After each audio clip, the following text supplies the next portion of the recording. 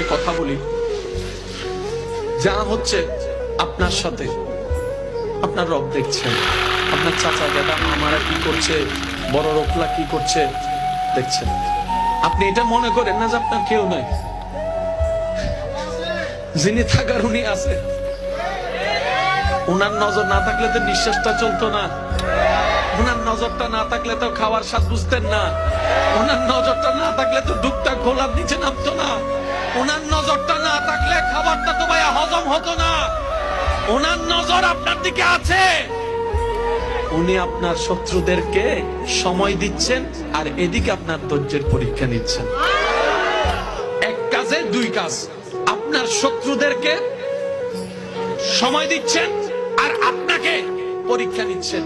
এবার আপনি বলবেন আমার তো কোনো অপরাধ নাই, বিনা অপরাধে সাজা কেন? তাহলে তো আপনার জন্য ডবল শুকরিয়ার বিষয়।